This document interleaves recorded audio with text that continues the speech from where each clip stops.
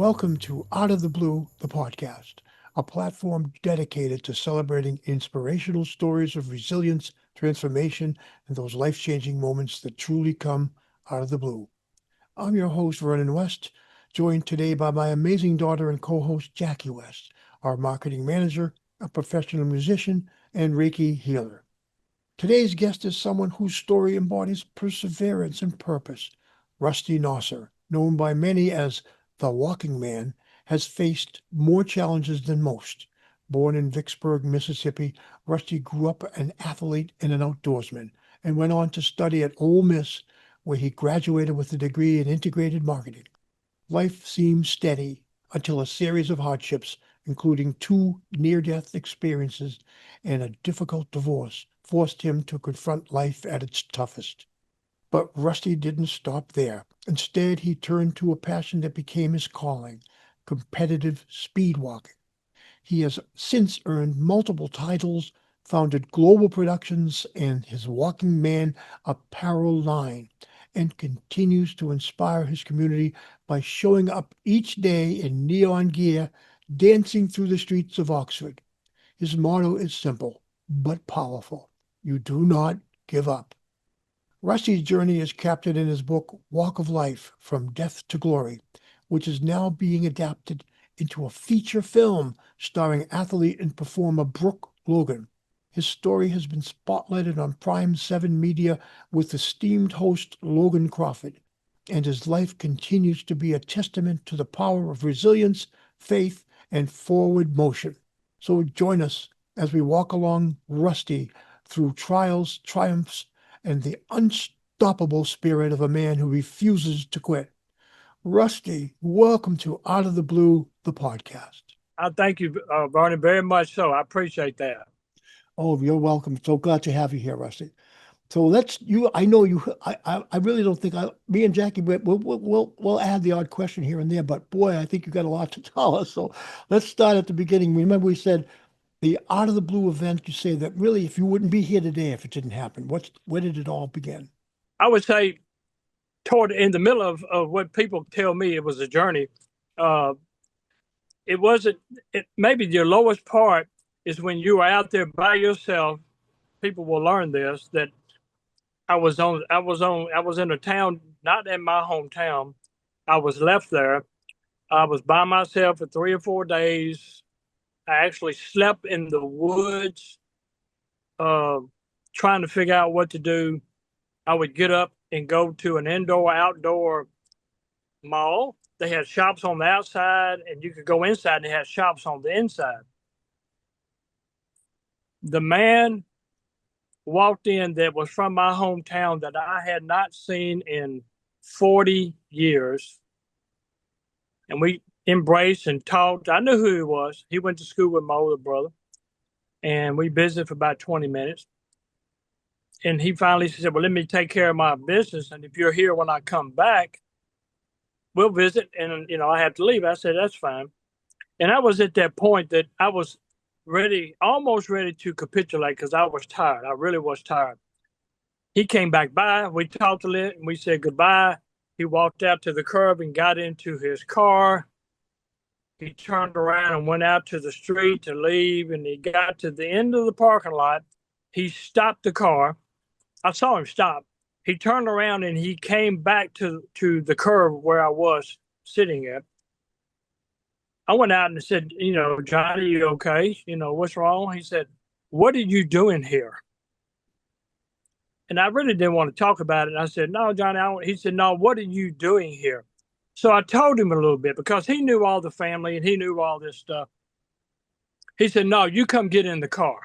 He said, get in the car. And I wouldn't get in the car. He said, you had always been one of the good guys. He said, you get in the car. I got in this car. He took me to a hotel. He put me in the hotel and gave me $300. And from that moment on, everything else, as you look back, went up, up, up, up, up. So that person, and I wrote this in the book, that person was my guardian angel. That was my guardian angel and people have told me, somebody sent this person down to you. After all these years, I kind of figured out that it was my mother. Hmm. because of something else that happened. But from that point on, everything flipped around and went north, not south. And I would have to point to that. That was my guardian angel right there. What put you out there on the road that night? Was there something going on in your life? Was it a divorce thing or? My family, uh, when my parents died, they had the same will, and it was just a matter of who died last. And I was finding out some stuff, and they took me over there to a hospital, of which they released me. They did not come get me, and they left me out there. I didn't have a lot of money. You understand, I was in hospital for 2 days. I had a laptop computer, believe it, of all things. And I would go down there to this mall and get on the laptop during the day, figuring out what I needed to do. Luckily, I grew up as a Boy Scout. I hunted and fished all my life. I took going into the woods, which I understand is not normal, as a camping trip. We used to camp. So that's how I persevered through all that. And it passed. It got to be okay. But you think about being safe. You're you're in survival mode, okay? So you're looking at a place on the side of the interstate that you can see the interstate. There were woods all behind you. I knew nobody was going to come through those woods like that, and that's why I stayed for 3 nights. Wow. But I made it. And that's when the gentleman came and saw you after 3 nights. Absolutely, It's almost like you say, you think it was after years you've thought about it, you think it was your mother that sent this gentleman to you. I understand that feeling, when you are on your own and things seem down and hopeless even, and then something come, you have to think that someone out there let's out there in the when we say out of the blue, we talk about what's out there. Like maybe that is our mother, and maybe that is people that it love us. is. There were people in my whole journey, and there are so many twists and turns on all this.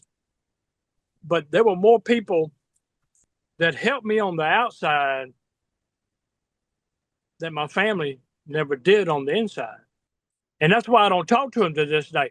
And when we finally had to go to court about all this, it took them 17 years to close a family estate.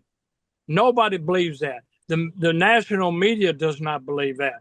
They told me it was something worse than that. I always tell people, I said, well, look, who persevered? Who persevered? It was me, not them. I guess jealousy and greed took them down. And I preach that to this day. Jealousy and greed will take you down. I 110% agree. My own life experiences would back that up 1,000,000%.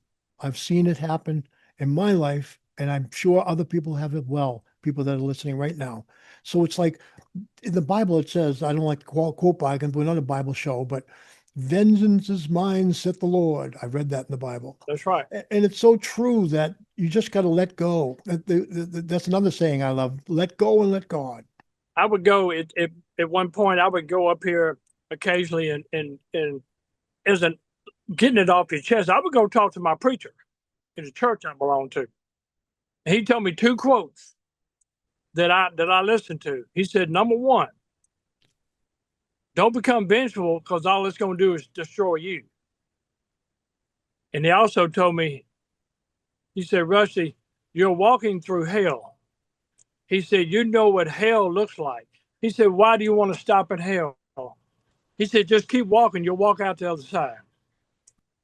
You had to go through all that stuff. People to this day, they always tell me, we don't know how you survived that. We don't know how you made it through that. I said it was probably with the grace of God because, it's 1, 2, 3 times that you've almost died. I said, somebody's looking over you. And I've heard that 1,000 times in my life. I heard it yesterday. Somebody says, God got a plan for you.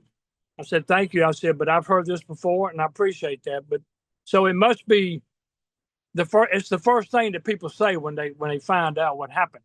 You know, uh, you're out there, you're 23 years old. You're on top of the world. You don't have a issue or problem in the world. You go duck hunting. Me and my first cousin, we were tight. We got a big family and cousins and so forth. And we paddled into a flooded bean field that was on my parents and my uncle's good friend, big farm on the Mississippi River, cold, and the ducks that were falling down were, you couldn't have made a movie any better than what we saw that morning. We were excited, shooting out of the boat, shoot. Finally, we decided to get out of the boat, and I told him I was going to walk up the tree line and get on up there some ways and keep the ducks flying back and forth. I walked away, excited, shoot it. We turned, he turned, the ducks fell in, and he shot me at about 40 feet. It knocked me off my feet. Of course, most people know that I'm blind in my right eye because of this, and but I lived through it. And that's what I always tell, how quickly your life changes around. What you're in that situation, what do? You know, it's pandemonium. Your adrenaline is flowing, and my poor cousin, who has now passed away, he froze. He couldn't move. He didn't say a word. Wow. And how do you get out of there? He freezes. I'm shot. I had to put him in the boat and paddle out. That's the only way we're gonna get out. And but your life changes like that. Absolutely. Of It course. does something to you. And I had numerous surgeries and so forth, and it never worked out. But we tried. Me and my parents went all over the country. We went to Boston, went to Miami of Florida, UCLA Medical Center, Houston, Texas. Didn't work, but we tried. Mm. And that's what I was getting back to. When it was all said and done, what my mother said to me when I got home, and that was after almost 2 years of wishing and hoping. She was a retired nurse and a surgical nurse on top of that, and she was tough like this. She let you have your pity party for about 10 minutes, and then she sat on the bed, and she said, "What are you going to do? Are you going to beat this, or is it going to beat you?" And that became my rally cry for the rest of my life. I think about this every single day. I love that she asked you, like she gave you the option. I feel like that puts you in such a position of self empowerment, you know? Well, my parents were good about making you think, and that actually became my rally cry. And I have taken it with me for up to my life until today. That is something anybody out there listening, that's something we all can use. I love that statement. I mean, that really comes up. I come up across lots of times things that I'm ready to, I've heard someone say, don't quit before the miracle happens, because that's right. It might be 1 second away and you're going to quit. I use the analogy of there's a story I listened to one time called the 51st door. They said you can go knock on 50 doors, and they shut the door in your face, and you're about ready to give up. But that 51st door, somebody opens it and lets you come in, and things can change like that. But the second time is when I had a bleeding ulcer. Now, I did not know, I did not have any pain at all. At that time, I was married. My ex was out of town. I had gone to watch an Ole Miss football game with friends, and I drove home. I couldn't barely make it. I had to put my head back on the rest. Crawled in the house, crawled on my knees in the house, and I had dogs in, and my dogs were Australian shepherds, and they're smart.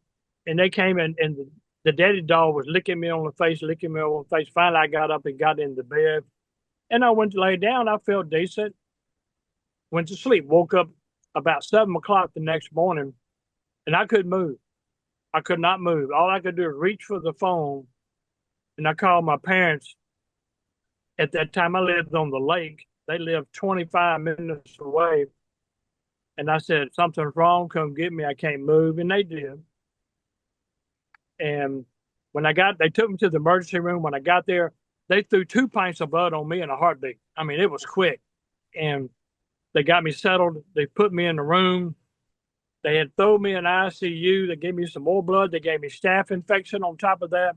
And people asked me on the TV interview not too long ago, did you see the light? I said, well, yeah, I did see a light. Uh, I don't tell people all this often enough. I actually saw what I believe to be Jesus. Really? People might think you're crazy, but when you lived it and you go through that, and it was like, it's not your time. You got to go back. You got to go back. And I woke up.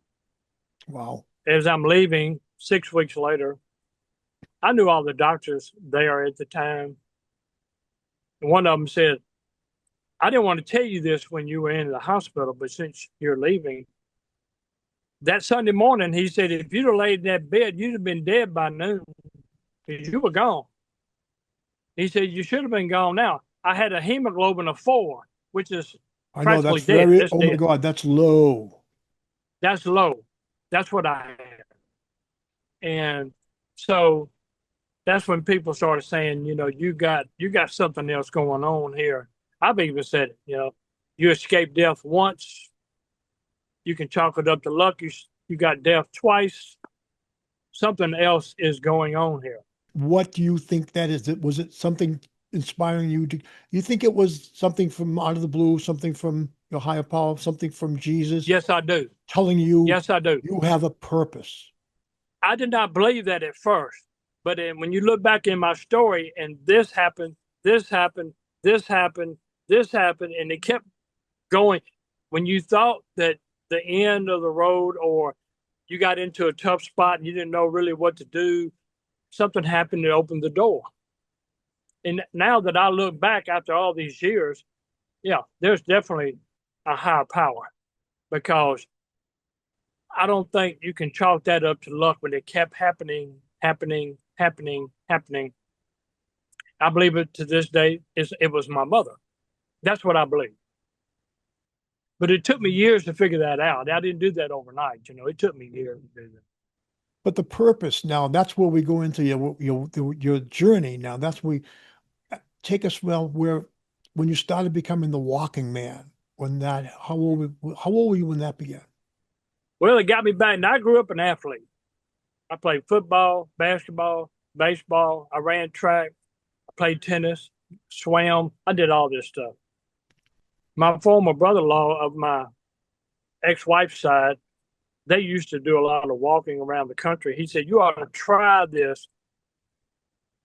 Now, what a lot of people call it speed walking. There's two differences. There's speed walking and there's power walking. What I actually do, and the media got it wrong years ago, is power walk, which is like that, but a little bit different technique. I started doing this. I ended up, I was in North Carolina racing. I was in Boston racing. I was in New York racing. I got sponsored a little bit. And Nashville, Dallas, Texas, Los Angeles, Eugene, Oregon. And the newspaper here, I would train around this town every morning. Every single Monday through Saturday, I would walk around the town square. The town is a square. It's got the courthouse in the middle. And I walk all around there. And they found me on Facebook and they wanted to do an interview. And I wouldn't do it because back then I would talk about the story. And my friends got a hold of it. Go up and tell this story. I finally agreed to go up there and I told the story. Now, I knew they would put it in the newspaper. I didn't know they were going to pop it on the front page. I really did not know that. That's where I lost control of the story, that it went kind of viral. Then came the state newspaper on the sports section. Then came the USA Today. They did a video also. That video is still on the internet. Producers came and we did 4 documentaries. In Dallas, Texas, is where the ESPN came and talked to me. And he said, you need to write this story. And I said, I'm not an author. I'm an athlete. I don't know anything about it. And we talked, but we parted ways. But when they popped this in the local newspaper here, they got a hold of it. And they said, we told you to write the story. So I agreed to write the story.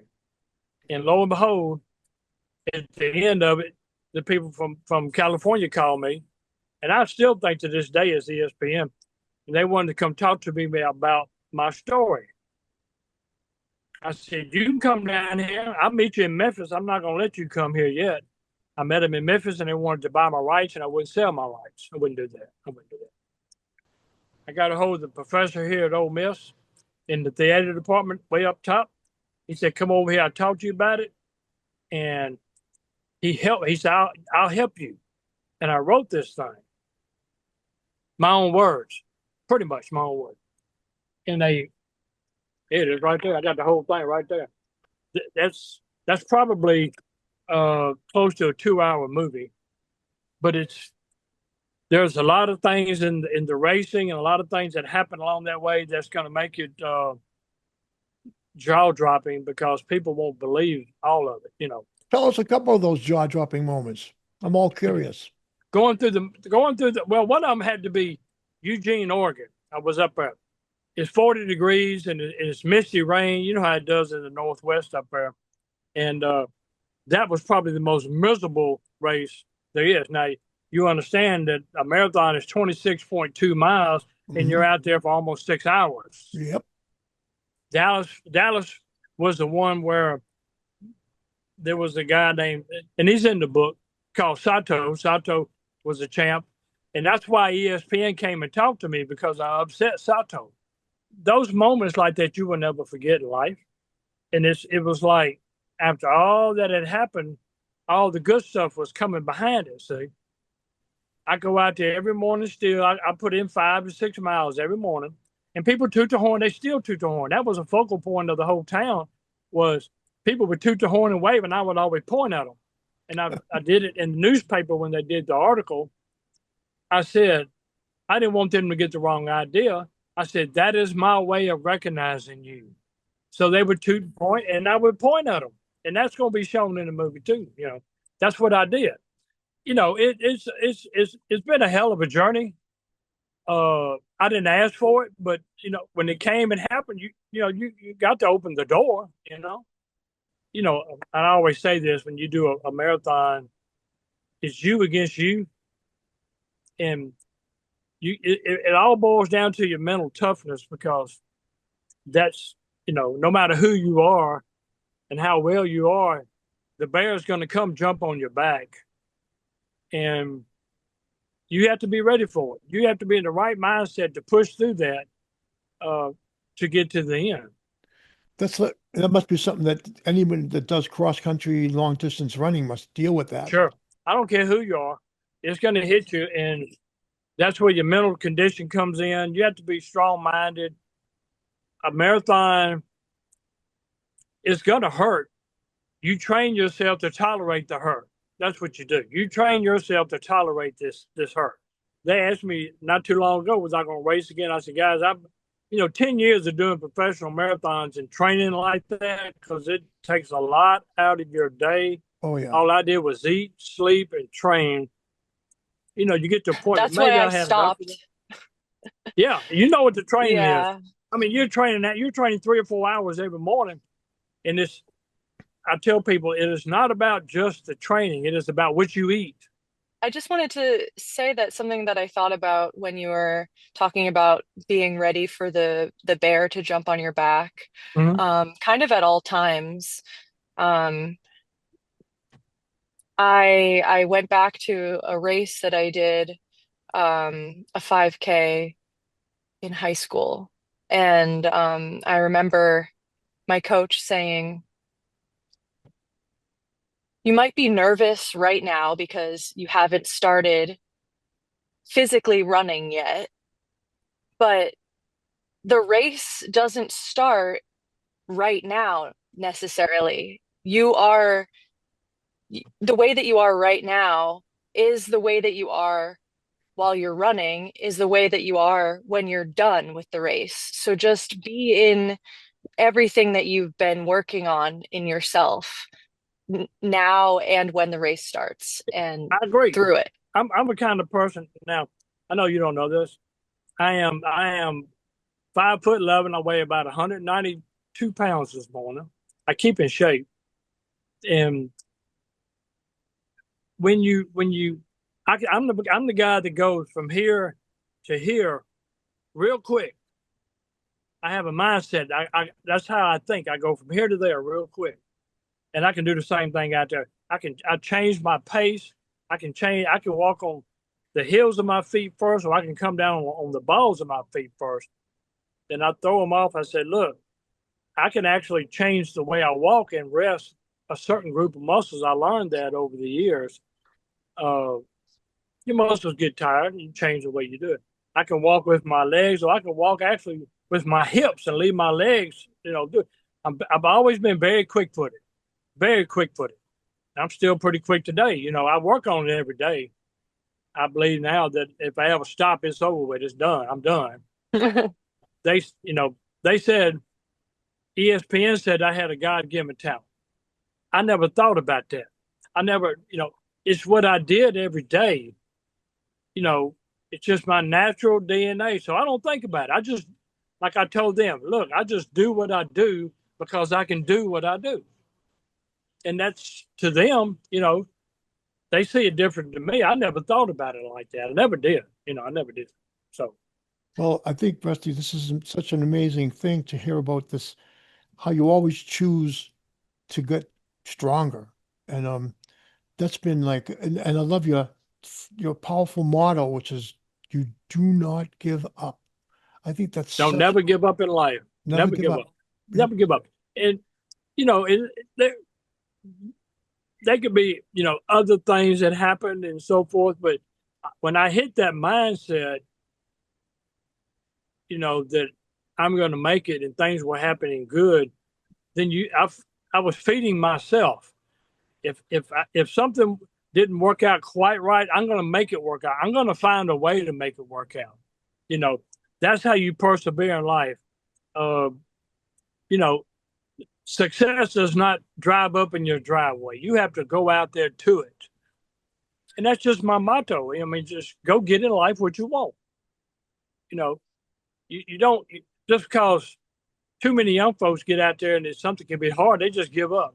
They just give up. No, you don't do that. You got to go get it. You got to go get it. You got to go get it. And also, like, when you've chosen something, to remind yourself that you chose this. You're choosing this. I choose it. I did. Yeah.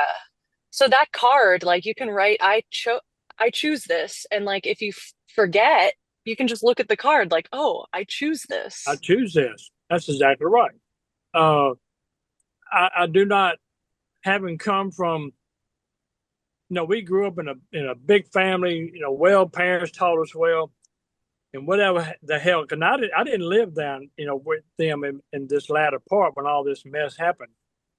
I always look back, what in the hell happened to them after my parents left? I do not know.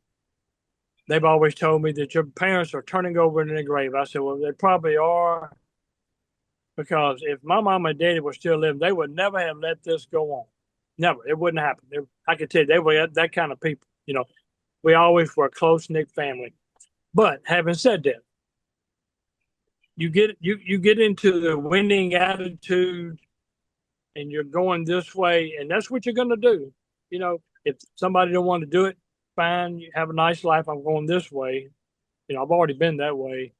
And I try to teach people without being a teacher, take the extra step, go the extra mile. It's never crowded, And if you get to if you're going to get to the top, sometimes the top can be lonely, but it's peaceful, So I'm a happy person. Yeah, I'm a happy person, and I treat everybody good, and I do what I need to do, and I use my head about what I'm doing out here. That's not always easy about what you got to do, but I persevere. I'll figure a way out. That's why they call me MacGyver. Yeah. I'll figure the way out. God bless you. God bless you, Rusty. This is good stuff. I think when we're talking about the audience that we play to with Out of the Blue, everybody's, we want to figure out what is it about what's out there. And I think your life shows that whatever is out there, you've identified in your heart and mind as to be your mother, and you've identified as your higher power. And it's like that is alone isn't enough. You have to be able to act on these things. You can't just like a lot of people will. A major issue people have sometimes, I think, is they think they're going to manifest it by sitting and thinking and manifesting. But you have to get out there and do it.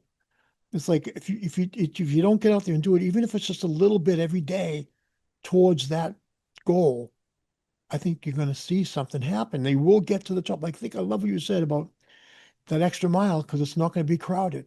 I think that's a Not crowded. beautiful. It's not there. That's right. It's not there. Not a lot of people going the extra mile. That's why it's not crowded. That's right. But and I always try to tell people everything I did and have done, it's in my heart. I do it because I want to do it. I do it because it's me. There's nothing false about that. I do it because I love it, and I have pure intentions about it.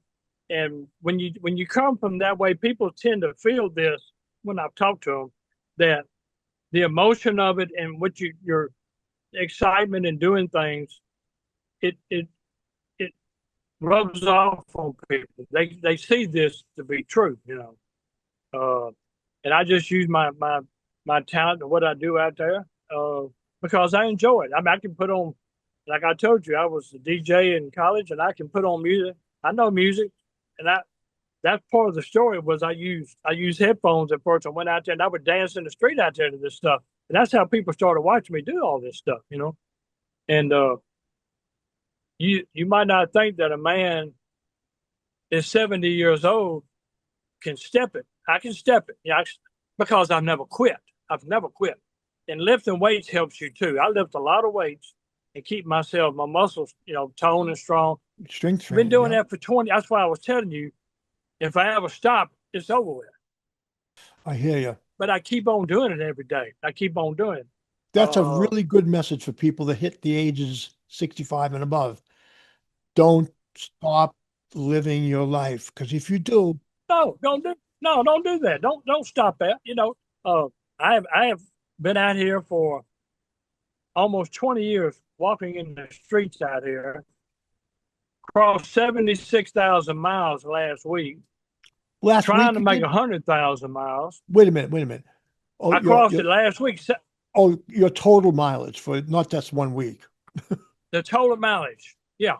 I mean, I keep up with it every day. I have it on my phone, on my Apple here. Yeah. And I keep up with it. We did a documentary when I hit 50. I have now hit 76, past 76,000 miles. Wow. One of my fellow runners who's on Facebook with me, but I've never met him and might not ever meet him. He told me that. He said, Rusty, he said, do you know that at the equator, around the Earth at the equator is 24,901 miles. So you've gone around 3 times. 3 times. It's 74,703 miles. He said, you have been around the Earth 3 times. You're halfway to the moon, Rusty. I think you're He told me that too. But and I appreciate that because I tell people that now. He told me that. I never thought about that, but it's true. That's a lot of miles. There's a lot of tennis shoes out here. And I tell them, they said, I'm gonna go out there and walk with you. I said, I've been doing it for years. I haven't seen anybody meet me out there yet. Before coffee, before I go. But yeah, I enjoy doing that, and people have gotten so used to seeing me out there. Like I said, they'll wave and they'll honk the horn, and they still do it to this day. And people, I will stop sometimes and even talk to somebody, But I am probably when I'm walking and did racing, I'm not the same person. Every great competitor has a mean streak in them, and I have one too. It's like you want to. I don't know if I describe it right. You want to fight. You want to do. It's that fight. It's like I did. Yeah, it's like I did football. I'm going to take you down. I'm taking you out. I have that mentality, and the light switch comes on when I go out there. But I keep it out there. I keep it out. Well, you use it. You use that for a good purpose. That's right. I can relate to this almost like last week. something happened in my life, and I got angry about it and ended up making myself do more to overcome it. And I found myself doing like I'm working on my own challenge because I had gotten cancer and then I got a thing in my brain and I lost the right leg. Not lose it physically, but I lost my brain wasn't reaching it. And I have been fighting to get that back. And this thing happened. And all of a sudden I was so mad and to channel that right into doing something. And I got all this strength came to me. That anger became like a fire. And it's so Yeah, important. You can't forget that. That anger isn't a bad thing. It's almost like your animal self being part of you, I have. making Yeah, it you're part of the whole exactly right. thing, you know? Yeah, and you are exactly right.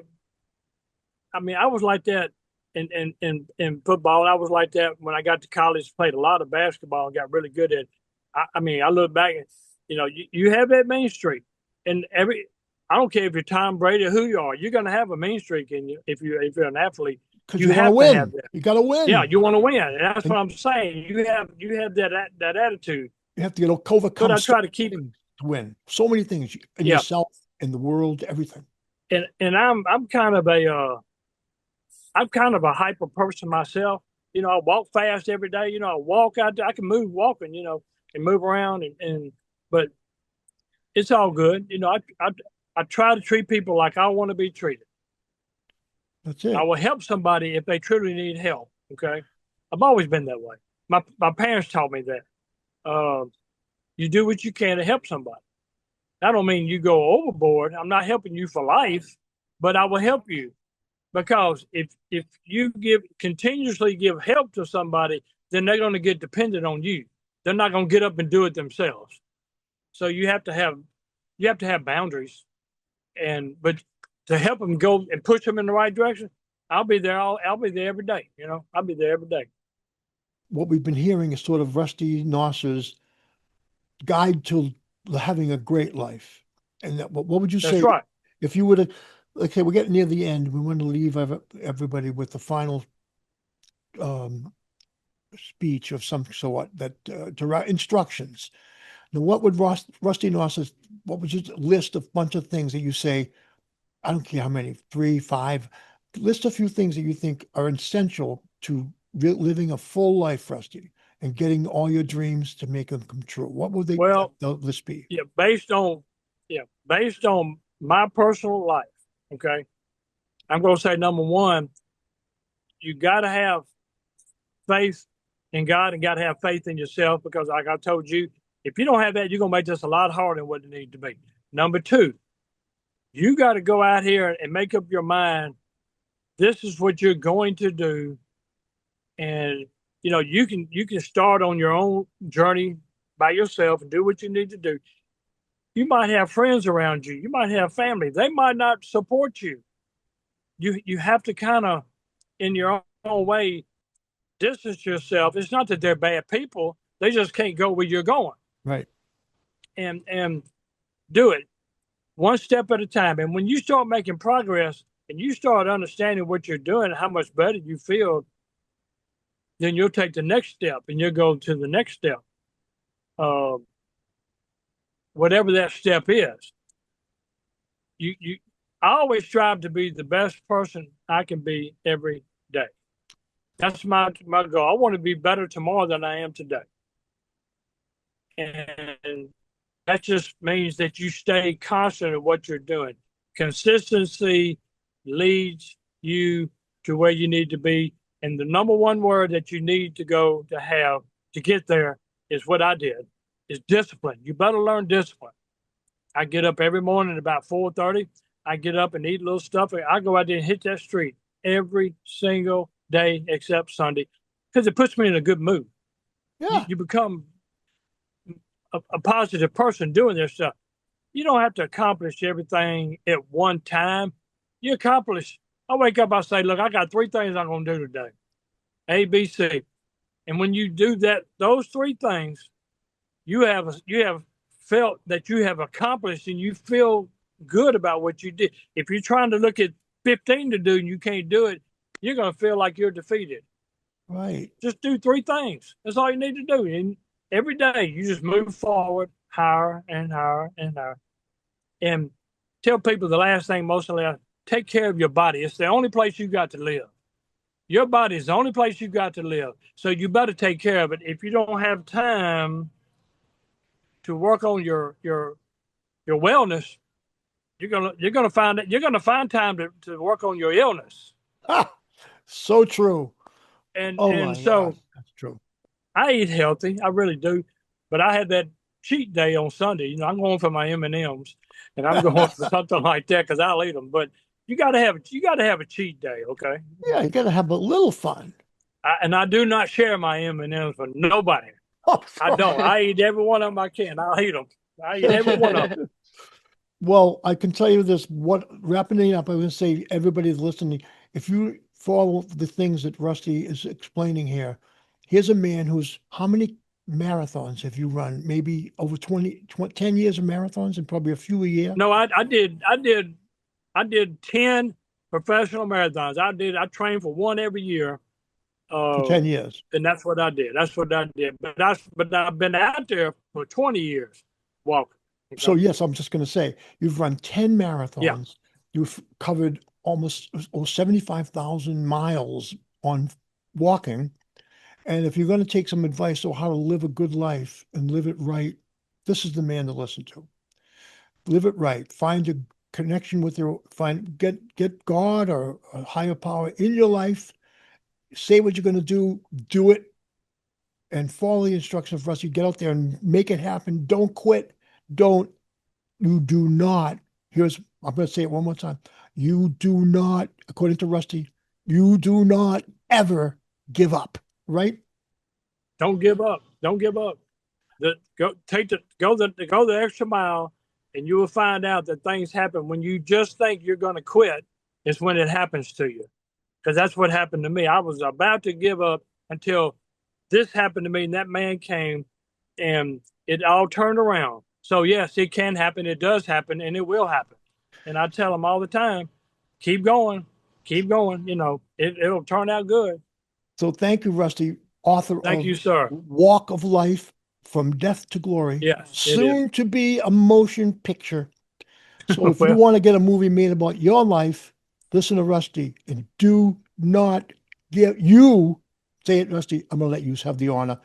What is it, that phrase? what are you going to do? Are you going to beat this, or is it going to beat you? You do not give up, and that's Rusty Motto. Thanks for joining us today, Rusty. What a great, inspiring episode of Out of the Blue, the podcast. Thank you, Jackie. And oh my God, I hope to see you again, Rusty. We're going to check back with you because we're going to follow you along your career and your wonderful things exploding. Because I'll certainly appreciate that, Jackie. Good to talk to you. See you too, dear. I appreciate it. Yes, thank you for your inspiring story. Thank you so much. I appreciate it, my dear. And you take care of yourself. You too. Okay. Y'all have a good one. You too. You too. Bye. Bye, everybody. Bye. Thank you for joining us here on Out of the Blue.